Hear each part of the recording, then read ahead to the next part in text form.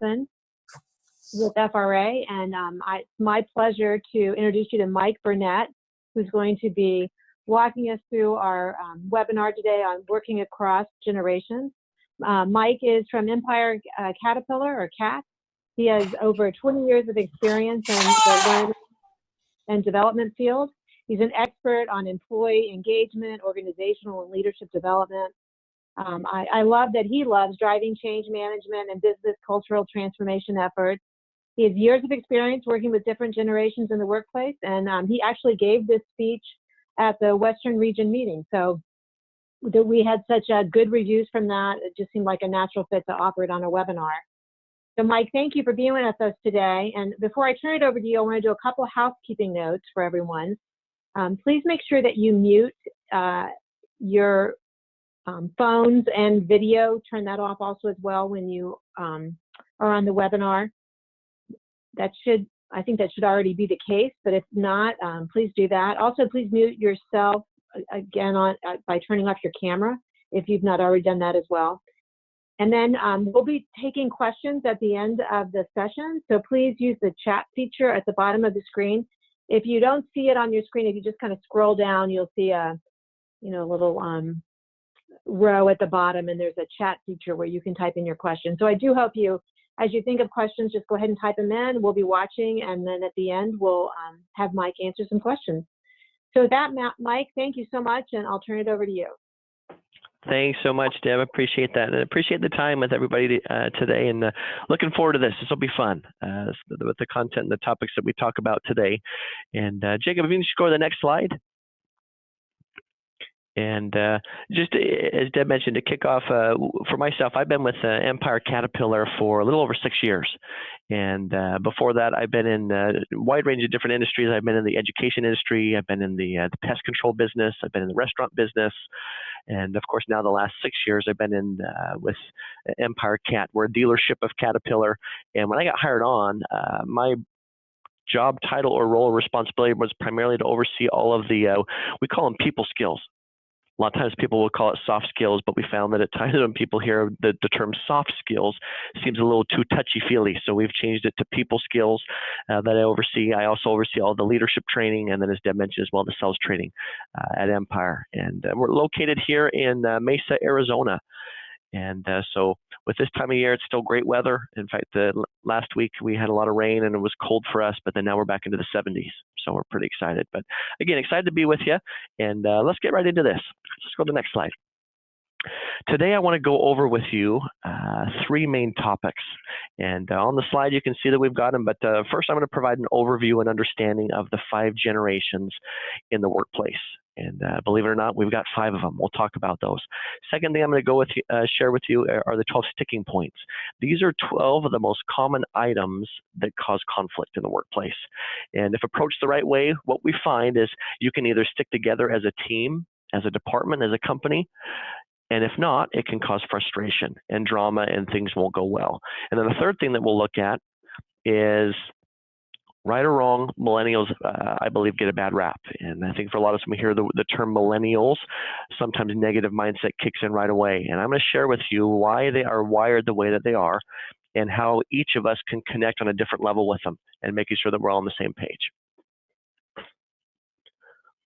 So for the first time in history, there are 5 distinct generations in the workforce. On this slide, you can see we've got traditionalists, baby boomers, Gen Xers, millennials, and then now, fairly new, we have a new generation known as the iGen, sometimes also known as the Gen Z, all with their own perspectives, their styles, their expectations.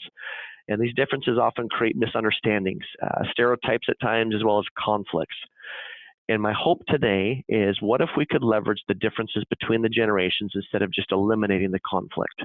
And that's my hope as we go through this webinar today, is that you're going to get a chance to hear some different resources where I find that great teams tap into unique contributions of each generation, and usually they can bridge that generational gap in the workplace. So my hope as a webinar, it's going to help with the different generations see one another's perspective. Also build team interaction and communicate more effectively. So by understanding not only the differences, but the reasons for the differences, and we can find creative solutions to challenges as well as serve our customers more effectively.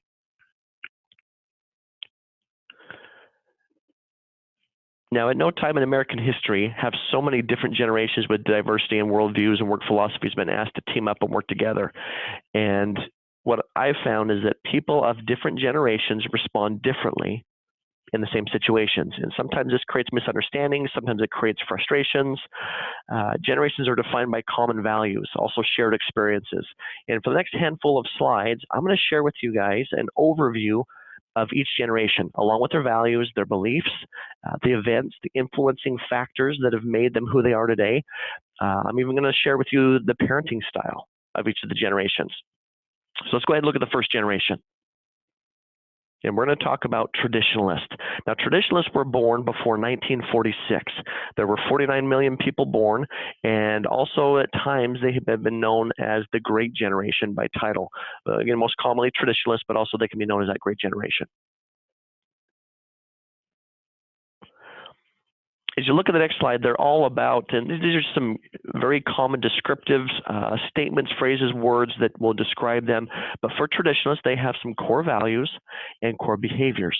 And for them, they're all about hard work. They're about respecting the rules. For them, as well as growing up, for them, it was always about duty before pleasure. And sacrifice was a big part of their life as they were growing up as a youth into adulthood. They're private with personal details as well. They love to follow the chain of command, and a lot of times they would not challenge authority. They're also very frugal with their money. They save their money and avoid credit. Their belief with money as a whole was, if you don't have cash for it, don't buy it. And they're confident in the leaders and the government. For a lot of them, they had one career with one employer. They're also known as a very loyal generation. And for them, at least for the mindset for children, they believe that children should be seen, but not necessarily heard. And they have a desire to leave a lasting legacy. Now, what we found with traditionalists as well is that they value conformity. And a lot of them, that their belief was that no one should stand out. Everyone should work together, work for the common good. Dedication and sacrifice meant that you work for the common good. And to them, age basically equaled and represented seniority. Now, the next slide that we're going to look at is these are some of the events and influencing factors that have molded the traditionalists as to why they have become who they are today. And what you'll find on here is the events that we experience in our youth for all of us, regardless what generation we're a part of, help shape our worldview. And these are the defining events that shape a generation, that bind us together in the way that we work, as well as the way that we live our lives. So, for example, with the traditionalists, for them, living as a youth, the big piece was through the Great Depression. And the New Deal policies of FDR helped shape their attitudes about work. They also learned the value of work and of stability, and to seek that in their life because of these early experiences that they were a part of. They also helped in the war efforts as a youth, and a lot of them remember their fathers and other family members going to war, as well as returning from war, primarily returning from World War II. Some also took part in World War II or even the Korean War. A lot of them in their youth, they also experienced Pearl Harbor. And as a youth, they also witnessed the Jackie Robinson break.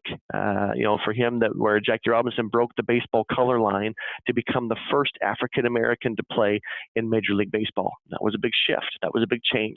This was the first group that started to move from farms to the suburbs. More than half of them lived in rural areas in about 1910, and almost 70% of them lived in cities or suburbs by the 1970s. So let's take a look at some other things first off with parenting styles. Traditionalists, their parenting style, as they would have children, was all about schedules. It was about conformity, discipline, obedience, respect, not talking back, and it was very more of a, this is what we say, this is what we do, and this is how you follow. Along with the parenting style, for them, technology, the biggest media for them of entertainment was the radio. And back at that time, where they had the very large radios, they would sit around the radio as a family, and that's where they would hear their best entertainments, the shows that were being experienced through radio. For a work model, they were all about work first. And along with that, hard work, and that was no option. And along with that, if you had to come down to their preferred method of communication, they preferred to do it in writing. Letters, and actual handwritten letters to mail it off to people and to interact in writing compared to another form. So those are the traditionalists. Let's now shift gears a little bit to baby boomers. Now, baby boomers were born from 1946 to 1964, and there were over 79 million that were born as baby boomers. And for them, there's no alternate name. That just name stuck, obviously due to people coming back from the war, and the baby boom began. And that was where we had over 79 million people that were born, and the largest generation at its time that was ever created at that point. Along with this, for the baby boomers, here's their values and their behaviors. They were a little different than the traditionalists. This was the first generation that began to rebel against the conformity of the traditionalists.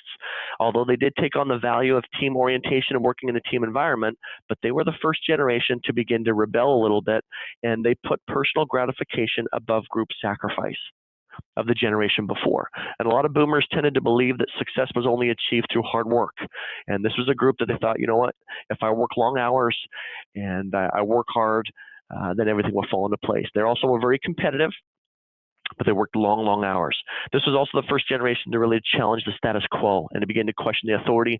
They were competitive due to a huge size of their generation and process and procedure oriented, and they knew they had to stand out. And they thought by working harder, by working longer hours, that would allow them to start to really stand out. And this was probably the first generation that was really recognized or known as being a workaholic, working long hours to get ahead. They also grew up with fewer rules compared to the traditionalists, and it was more of a nurturing environment. Still a lot of discipline, but there was still nurturing to an extent as they were being raised. And also for the baby boomers, they wanted to spend quality time with their children. And a lot of baby boomers felt as parents that they wanted to give their children a better life than they had.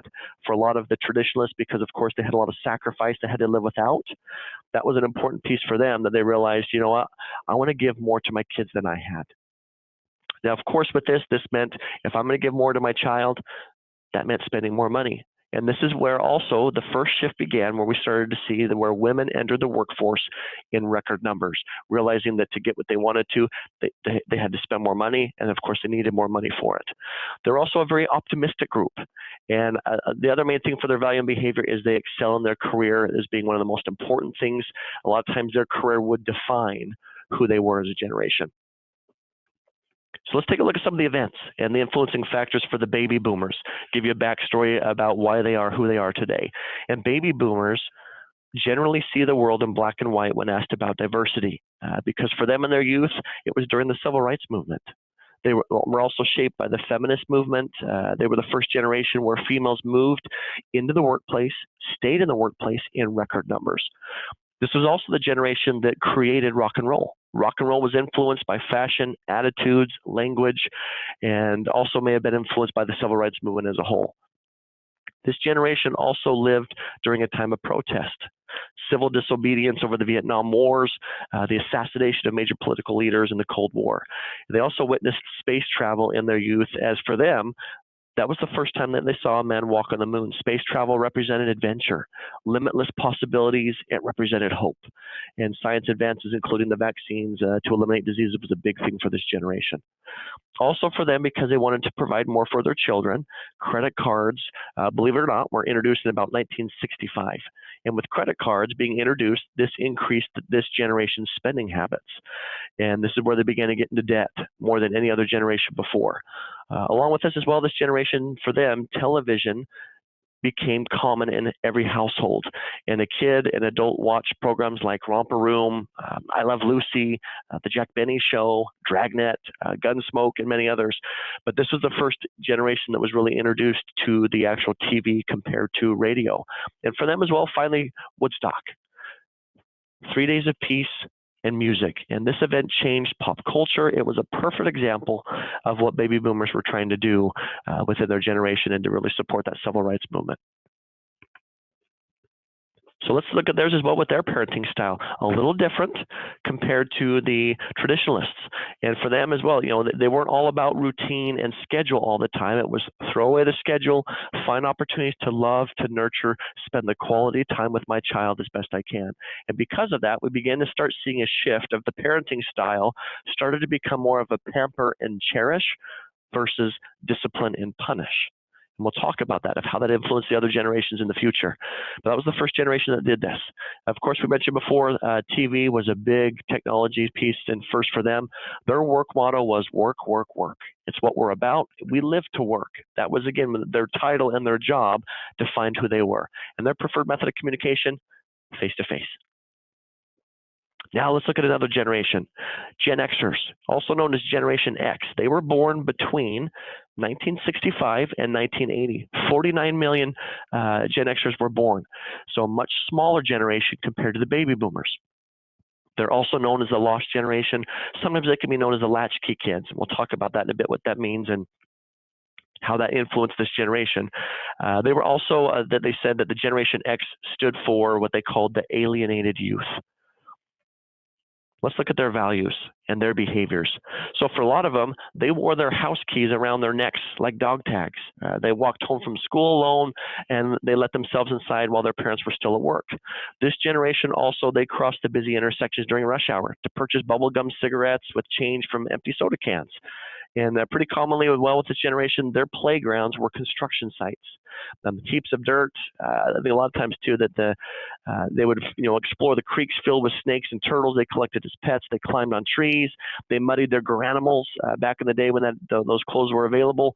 They scaled the fences between neighborhood backyards, and they spent Memorial Day to Labor Day barefoot. The soles of their feet were blackened almost like coal, where dirt was clumping underneath their toenails.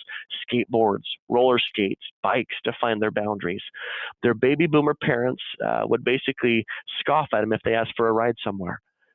Parents were also, in this case, as the baby boomers, being their parents, were typically too busy reading the newspaper, watching their soap operas, or hanging out with friends on their porch or the stoop with the neighbors before they would take their kids somewhere. They were also told to come in at dark, not a second earlier. Now, the Gen Xers also grew up as what I said before, the latchkey or the daycare children. And their parents wanted to provide them a better life than they had. Well, of course, with this came a price. And both parents had to work to afford what they were buying. This left the Gen Xer generation on their own. And a lot of times, as I mentioned, they had to come home, open the house. But along with that, not only just open up the house, but they also would be responsible to take care of their brothers and sisters. And they almost became the sub-parent, if you will. And this created a large amount of independence and self-reliance for this generation.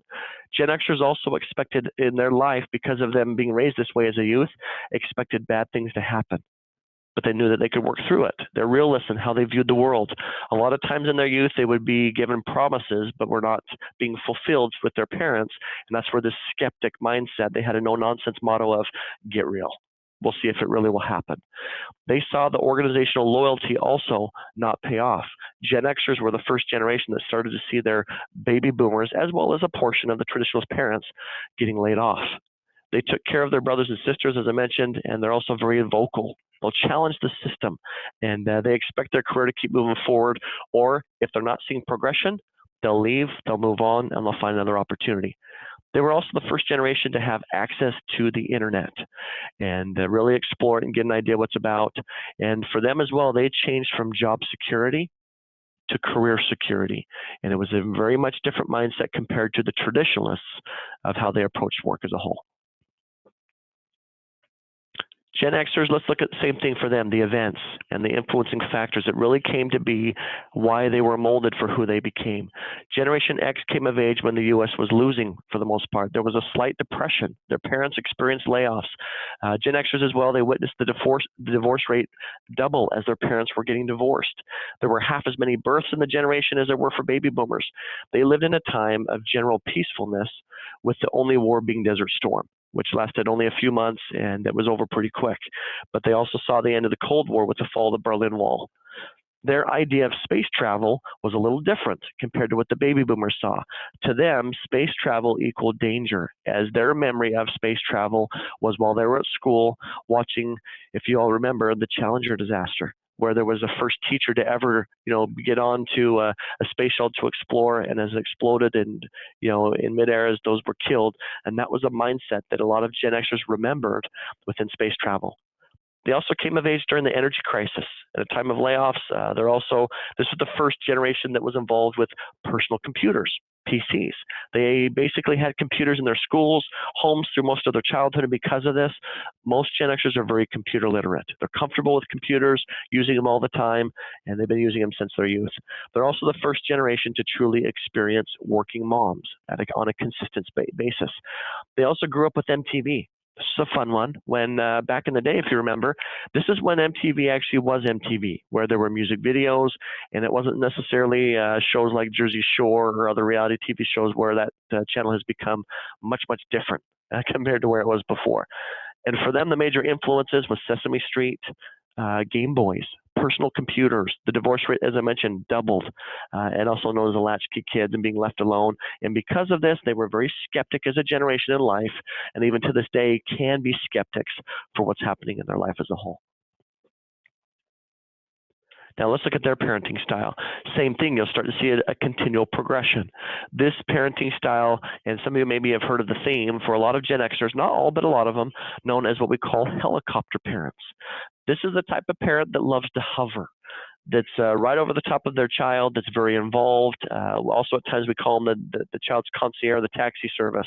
They are everywhere with that child. They will help them in school. They'll help them in opportunities. They'll help them in job opportunities, whatever it might be, and being involved as much as they can. Mentioned earlier, the technology was a personal computer. Now their work model was a little different. As we know, the baby boomers were workaholics and all about the work and long hours. Gen Xers wanted to begin to have more of a work-life balance. And for them, their motto was they work to live. They work more with flexibility, but if you want way to work even more, let's talk about it. Let's see where we're at and see where we're on the same page. Now for them, their preferred method of communication was email. Again, with the computer being, they're comfortable in it, and that's their preferred method. How they prefer to communicate typically would be via email. All right, let's look at the next one. Millennials. Now, millennials were born between 1981 and 1996, and 75 million were born. This generation also at times, you may hear them known as the Gen Y or the Net Gen generation. And for the millennials, for the values and behaviors, let's take a look at that one. Now, the millennials, they have a very short attention span because of, they're more of a get it fast, get it now type world. That's how they've been raised, that's how they were grown, and that's what they know. They're a very team-oriented mindset. They feel a nice camaraderie with the traditionalist. They actually click well at times with the traditionalist. Millennials also, though, they do not value Generation X because they don't get their angst. They don't get their negativity. They don't get why they have such a pessimistic approach in life as a whole. So it's kind of an interesting dynamic as to who they get along with and who typically they don't. Now, millennials also will have at least, on average, anywhere from 4 to 5 careers, 3 of which probably today don't even exist. And with the technology where it's going, there's just more and more jobs being created every day. They're also raised with positive reinforcement and lots of choices. This is also the first generation that was very social conscious. They care about the world. They care about the community that they live in. They want to make a difference in the world. They also have a nice, very self-assuring model. For them, it was all about believe in yourself. Also, the interesting dynamic with this group is they are what we call achievement-oriented, or also they are what we call a trophy generation. And this is the one, if if you've been involved in sports as these individuals grew up, that the mindset was, we don't keep score, everybody wins, everybody gets a trophy for regardless what place. So if your team lost all games, everybody still gets a trophy. We all celebrate and win, and we have a pizza party at the end, and everybody enjoys it. So this is the mindset where they began to really expect a toy with every meal. This is also what we call at times the Happy Meal generation. And they want to build parallel careers as well, that they're great at multitasking and jumping from different job to job, as well as not only having one job, but various jobs potentially. Their slogan for them as well, their kind of mantra in life, it's all about me. Now let's look at the events and the influencing factors that have happened for the millennials. And for them, they've grown up during a time of, for the most part, general prosperity, and they've been raised and coddled in a child-focused world where everyone, as I mentioned before, is a winner. And now what we're seeing to this point, they are now the largest generation that's out there.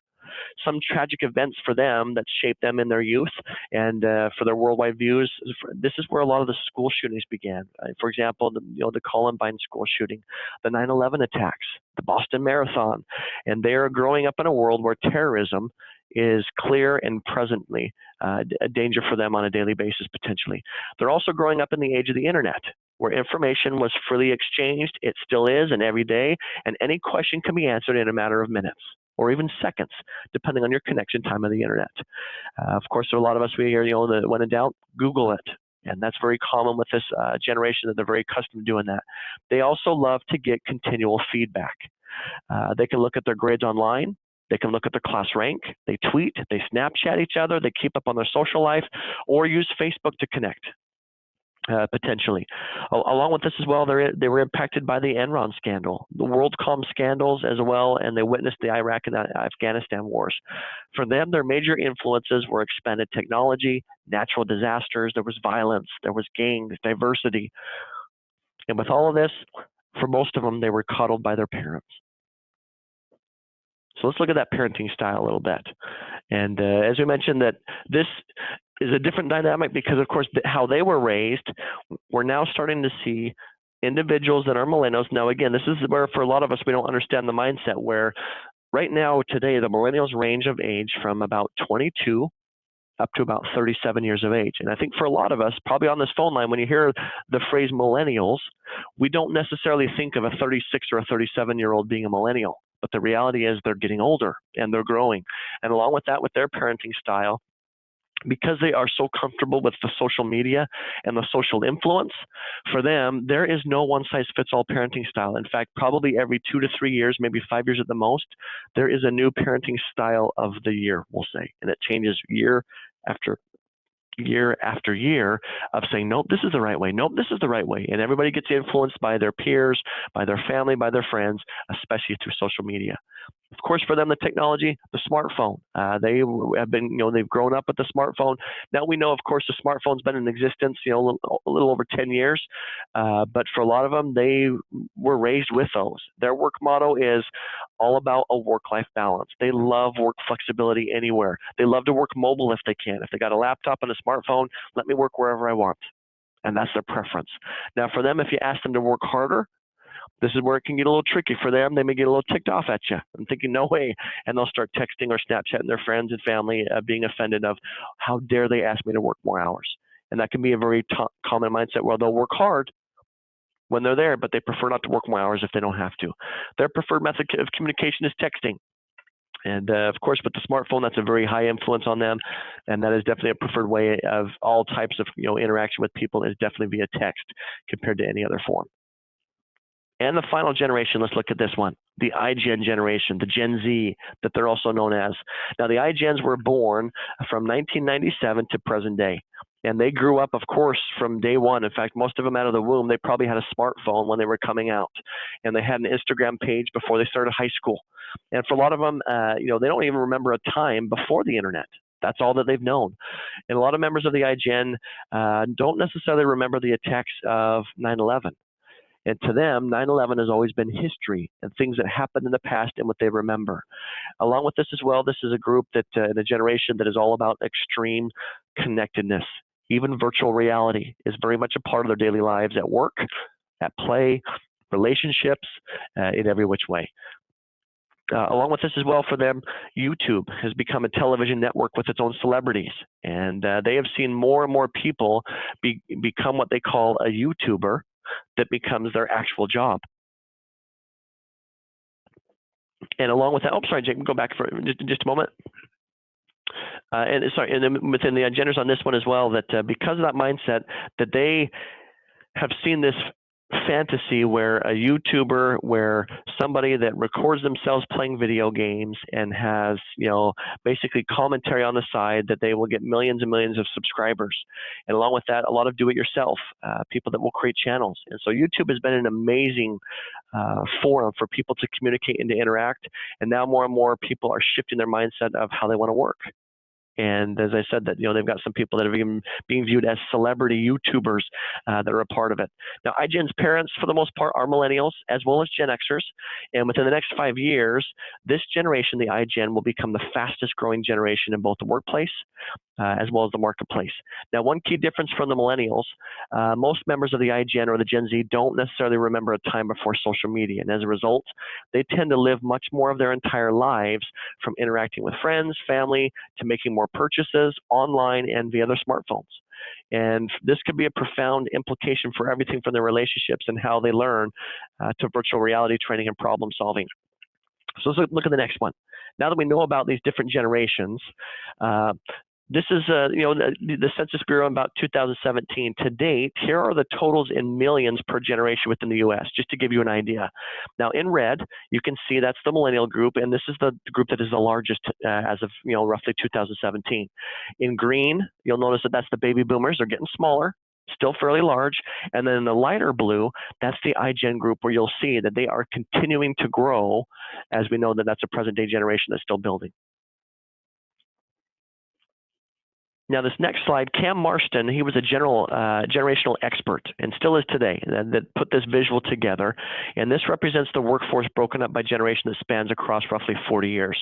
For example, in 1986, almost 40% of the workforce were traditionalists, and 52.5% were baby boomers. And by 2006, 44% were baby boomers and almost 33% were Gen Xers.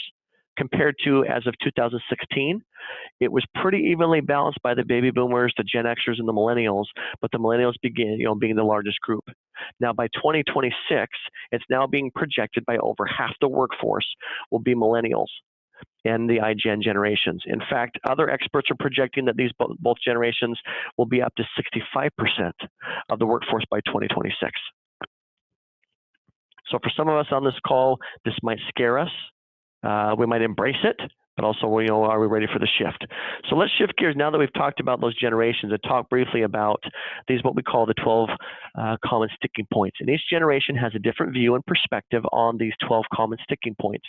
Now, these are things that bring us together or destroy us as a group. And we can create a frustrating place to work when we fail to understand each other and how to work together. For example, when you look at this list, some of us may believe that you should never have fun at work, that you're here to work. Keep your mouth shut, do your work, you're paid to do a job, not have fun. Along with that as well, others believe that you should dress a certain way, and there's a certain dress code that needs to be done. And if we're not dressing that way, it demonstrates professionalism or the lack thereof, and some people may potentially be offended of, I can't believe you're not wearing your best, and you're not wearing what you should, and that can cause conflict. Now, to learn more about these 12 sticking points, let's look at the next slide. This basically, and I want to give credit where credit's due as well. And with these sticking points, where I learned most from it in the beginning, and really how to effectively work across generations, I would recommend, if you're not familiar with it, there is an excellent training course that's out there. It's called Working Across Generations, and it's provided by the company Franklin Covey. And in addition to it, there's a book that goes along with the course written by Hayden Shaw called Sticking Points. And of course, at that time, it had the 4 generations, but now we have the Gen Z, the iGen that's a part of it as well. But I found we trained this at our dealership, Empire Cat, and it's been getting great reviews, seen excellent results, and would highly encourage you to look into it if you're interested in a potentially training course to help you with working across the generations. But along with this, let's look at the next slide. And this is going to help us to understand, okay, if we have those 12 sticking points, what can we do to support and overcome these sticking points? And there's a 5-step process to resolve the generational conflict. And I'll just give a high-level overview today. But one of the first things that each of us can do is we can acknowledge that there are generational differences. And as we do, number 2, we can appreciate the differences. Then we can flex and adjust what we do. And then 4th, we can leverage the differences, treat them as opportunities. And 5, we can then resolve the differences. Now, for a lot of us, organizations that, at least that I found, that are generationally savvy, value the differences between people and look at differences as strengths. People who come together from different perspectives, they always have, a potential to bring different thoughts and different ideas. And that's what I found, that the more successful companies are those that embrace it versus fight it. Let's look at the next one. Now, to support these 5 steps as well, here is another way that you can resolve those 12 sticking points. And after you've identified any one of those 12 sticking points, you can ask yourself one of these 2 questions. We'll ask both, but it's going to be one of these 2 things. Is this a business necessity, or is it a personal preference that is driving me nuts, or it's kind of, driving me crazy? Now, if it's a business necessity, as you can see on the slide, then this is where we need to follow the policy or the procedure and explain to the other person the why behind the what, and why we have to follow it, why we have to practice it, and why we need it there. Now, if it's a personal preference or a generational preference, this is the toughest thing, but this is where we have to let it go. We have to be willing to compromise and say that it's okay, that it may not be what I would do, but that it's okay. And that's the most critical thing that each of us can do, is that you're going to find that generational sticking points are inevitable. They're going to happen. The generational problems, however, are avoidable. And you can't work effectively with the generations until you stop trying to change the other generations. It's only when we appreciate the generations of the differences that we can unleash the full potential. And that's the key to our success in helping us support it as a whole. So now that we've talked about the 5 generations, we've talked about the 12 sticking points, let me share a few other brief items with you about how do we bring all this together? How do we speak to a millennial? So let's look at the next slide. And knowing that the millennials are the largest generation and will become half the workforce by 2026, it's important that we truly understand this millennial generation. Let's go to the next one. So on this slide, when you think of a millennial, as I mentioned earlier, a lot of us probably don't think of the ages 22 to 37. But very commonly, these words up on this slide typically describe a lot of people that we know within that generation. However, most of us don't think of a 36 or a 37-year-old to be a millennial, so some of that might start fading away, but a lot of us resonate, or it hits home with a lot of those words for the millennials. So what I want to share with you is to challenge each of us that it may not be necessarily the millennials that are the problem. And what we need to be careful on is not to jump to conclusions or place labels on them so quickly. And if we think about it, who created their environment? Who raised them? We did. The baby boomers, the Gen Xers, that's where it came. And that's a powerful piece, because a lot of times we find baby boomers, Gen Xers, and even traditionalists butt heads a lot with millennials potentially. But the reality is, it was us that raised them. Now, each generation, of course, we wanted to raise our children better than how they were raised, and we wanted to give them more. And that's kind of where that began, with the entitlement perspective or thoughts from that millennial generation. Let's go to the next one. So to support the millennials, I watched a video on YouTube a little while back. This was titled Simon Sinek on Millennials in the Workplace. Now, Simon Sinek, it's spelled S-I-N-E-K. He's an author, a motivational speaker. He's a consultant that has a great perspective on millennials. And he came up with 3 things that he found that has influenced and made the millennials the way that there are today. And there's the 3, the parenting, technology, and impatience. And we're going to look at on the next few slides that will just show you exactly what Simon was talking about with each of these. So this first one, parenting. Millennials grew up with failed parenting strategies, right or wrong. For example, a lot of the millennials were told that they're special, that they can have anything that they wanted in life, that they can be a dreamer, that just because, and if you do that because you want it, it's yours. The world is yours. Along with that as well, with these parenting to the millennials, a lot of parents complain on behalf of their children to get them into honor classes, to earn A's. At times as well, they apply for jobs on behalf of their children. And as I mentioned earlier, this is where the participation medals, the trophies, the ribbons for coming in last influenced how we parented these millennials. So with this parenting strategy, this generation then grew up with lower self-esteem than previous generations through no fault of their own. For example, when they went into the real world and actually had their first real job outside of high school, they actually realized, you know what, you can't just have it because you want it. Parents won't always be able to get you that promotion. You get nothing for coming in last. And the other one as well, from this, their entire self-image was shattered. They began to doubt from all that they were taught and raised, and began to second guess themselves for who they were as a person. So let's talk about technology. Now, millennials are worried about their Instagram accounts. They're devastated when someone unfriends them, or they don't like a post that they had, or they don't have enough friends or followers within their Instagram account. And what's interesting is we found out that with the millennials, that dopamine is the exact same chemical that we get when we smoke, when we drink, and we gamble, and it's highly addictive. And what we're finding is engaging with social media and smartphones equaled dopamine. It felt good, especially for this generation. And that's why they're so focused on the likes and the followers, and that's a part of it as a whole. Along with this as well, that they're, that we know that the smoking, drinking, and gambling, that there are age restrictions for those, but there's not necessarily age restrictions on social media and smartphones. And that's where the conflict began. Here's an example. My oldest son, who is now 18, when he wanted to start to date and wanted the girls to like him, guess where he went? He went to YouTube. He wanted to watch videos on YouTube. He also watched the movie Hitch, those that have seen Hitch with Will Smith and Kevin James, to get tips. on best practices of dating, best practices of taking care of a girl and treating her right. Now, of course, as a parent, I also stepped in and had conversations as best I could with him, but it was amazing where they rely on social media to get their advice and suggestions and input. Technology was a big piece for him. And the last one, impatience. Let's look at the next slide. So on impatience, for them, millennials a lot of times did not need to learn the social coping mechanism. A lot of them, for them, as you can see, they did not need to go through the awkwardness of meeting someone. And for them, they could just get right online. Everything they want, instant gratification. You buy something, go to Amazon. You want to watch a movie? Netflix, Hulu, whatever the streaming device it is. You want to watch a TV show? Go ahead and binge. They're so used to that instant gratification, and for them, they needed to learn patience, because for them, things that really mattered, they're not realizing and knowing that things really matter take time, like love, job fulfillment. The journey is long, but it's worth it. And that's one big piece that the millennials are struggling to get past and to get through as well. All right, let's look at the last slide that I'll have, and then we'll turn it to questions for you as well. So this is, as I mentioned, kind of with being the most misunderstood generation. Let me share some tips for you and how to get the most out of millennials and the iGen generation for you. And having a different approach to leadership is needed first and foremost.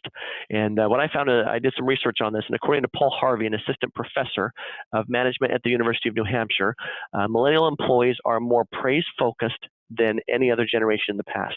Managers have reported a lot of problems associated with this, primarily that younger employees are often very resistant to anything that does not involve praise or rewards. While this might sound like entitlement to some of us, it's important for employers and leaders to realize that the attributes that drive millennials aren't worse than those of older generations. They're just different.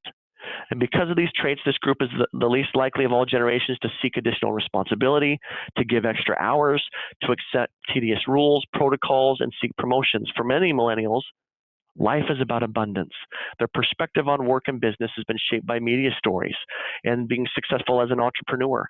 And being tolerant with this generation does things differently than the way we've always done it. They might accomplish things faster and more efficiently, all while playing loud music. And for them, it works. When possible, for them, ask when they can offer to your mission. Instead of just giving them a to-do list, ask them to help you achieve your desired outcomes. Also, what we're finding is, for example, with retiring professionals, they think more like a videotape, that if you don't like a part of a movie, you fast forward it. Millennials never had to experience that. They just jump to whatever they want. In their DVD, in their streaming video, the chapter, whatever it is, DVR is their best friend, and they're used to that and accustomed to it. And with this being, this younger generation is a cause-driven generation, they're highly motivated by causes and are always looking for ways to make a difference and make their mark. When the match is right, they're highly committed, and they're also fiercely loyal that can support you. I also tell you that they don't want to be managed. They want to be led. Be careful not to micromanage this generation, and help them understand the mission overall, and they'll earn your respect. As you earn their trust and you get them excited about their cause, they'll begin to follow your lead. Along with them as well, the company culture. Millennials are looking for a second home at their office. That means a company culture where they can be productive. They can be happy in the workplace and comfortable, inspired, and having fun where they want to. And those are some key things that we need to be aware of in that misunderstanding as a whole within these different generations. So in summary, let's look at just one last slide for this. This is what we all want. Regardless what generation we're a part of, this is what we all want. We all want to be valued, respected, treated fairly, recognized for a job well done, work that provides personal satisfaction, of course, a clear sense of purpose for employers. And that's what we're all hoping for. So with that, my hope, of course, today I've shared with you the 5 generations of the workplace. I've talked about the 12 sticking points. I've talked about millennials, of how they're wired and how to connect better with them. And my hope is that you take a step back and reflect about what changes are you going to make based on what you've learned today. And I challenge each of us on this call to do something with it, with what I've shared, that will help you connect better and resonate with different generations of the workplace. So with that, I will turn it to you guys. I know we just have just a few minutes left, but I'll turn it back to Jacob and to Deb. A matter of if you want to facilitate the questions of a Q&A session, and be more than happy to answer a few questions for the remaining time that we have. Thank you, Mike. That was excellent. I mean, I think the good news is we've taped this webinar, and I'm sure all of us will be going back and watching it again. It was so informative, and I know everyone on the call has learned some valuable information. So thank you so much for sharing what you've learned. You're welcome. And, so with that, right now, I don't see any questions on the chat line. So why don't we give people a couple of seconds to see if anything pops up. But it sounds like this has been an interesting time for you in digging into this topic and learning. We're already getting some feedback that it's been a super presentation. People are thanking you. Well, and I think for us, kind of the unique dynamic is, we were seeing it loud and clear in our company that we saw that, we have all 5 generations in the workplace. And I know right now, our company alone, we already have over 60% of our working population is already either a millennial or an Gen Z. And so our leadership team recognized that, and they're like, we've got to figure something out, because we were seeing conflict in the workplace and people were having differences of an opinion, and it was impacting productivity and profitability and just as a whole. And so we exactly that found out that we've got to find a way to do this. And so I did some digging and research, and off we went. And so for a few years now, up to about 4 years now, we've really hit it hard, and it's been a great change, a great shift for our company. That's great. We've got a question here on Jacob that people are asking how they get a copy of the recording, and that's just going to be on our website, right? Yes, it will be on our website. Okay. In the webinar section. Okay, great. If you have any trouble finding that, it'll probably be up in the next day or two? Yes, it will be up for sure by Monday. By Monday, okay. Great. Mike, we've got a question here, and what works as a form of recognition? I think the biggest thing that we've found for the millennials and the Gen Z, one of the best forms of recognition is FaceTime with their leader. In fact, what we've done now is we have actually put together a 90-day survey. So what we do for every new employee after 90 days, we send out from a third party, we send out a survey. It's an onboarding survey. How was your onboarding experience? What did you learn? Did you get proper expectations? Were you welcomed? All the different details. And the number one theme that we have found, because we asked them, what else do you wish that you got more of, or what would help you? And they said, I wish I had more FaceTime with my leader. And along with that, they also said, I wish I would receive more feedback from my leader to know if I'm doing my job well and to know if I'm doing it right. And it's powerful because that's a recognition piece that doesn't cost a thing other than time.